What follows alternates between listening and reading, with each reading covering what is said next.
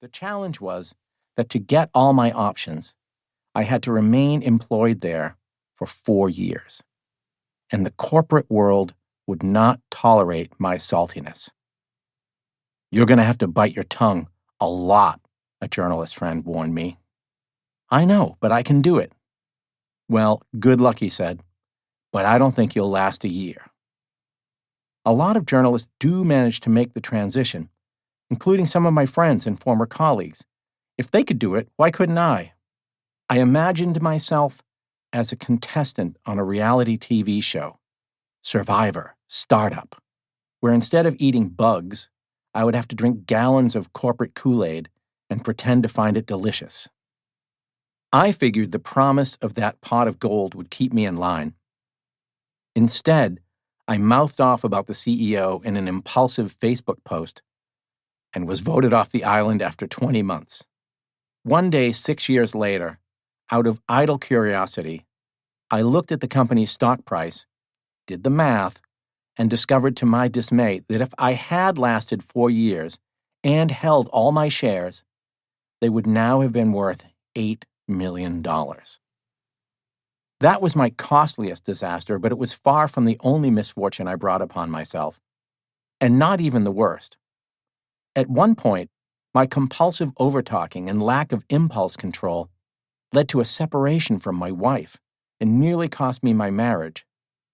It was then, living alone in a rented house, away from my wife and kids, that I conducted what members of Alcoholics Anonymous call a searching and fearless moral inventory of myself, and acknowledged that in ways big and small, overtalking was interfering with my life.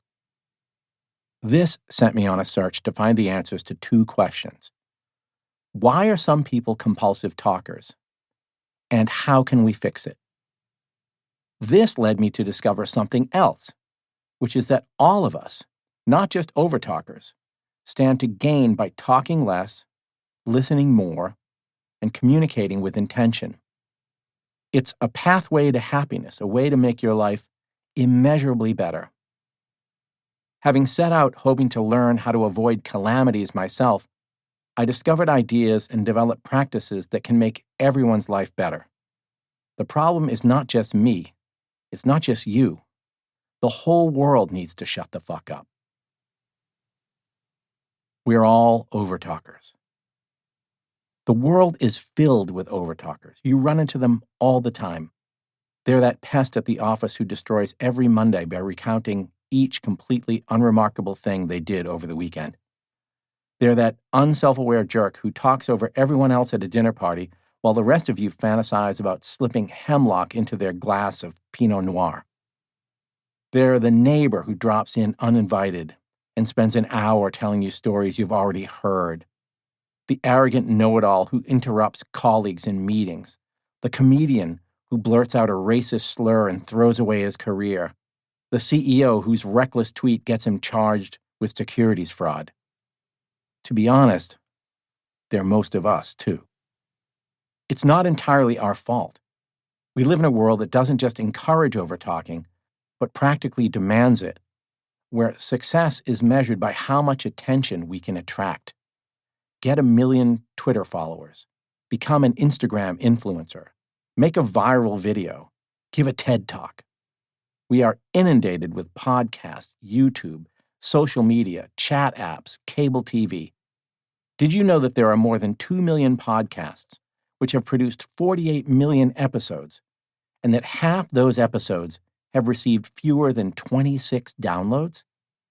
Or that more than 3,000 TEDx events take place every year, with up to 20 wannabe Malcolm Gladwells participating in each one? Or that Americans sit through more than 1 billion meetings a year, but only 11% of them are productive, and half are a complete waste of time? We're tweeting for the sake of tweeting, talking for the sake of talking. Yet the most powerful and successful people do the exact opposite. Instead of seeking attention, they hold back. When they do speak, they're careful about what they say. Apple CEO Tim Cook lets awkward pauses hang during conversations.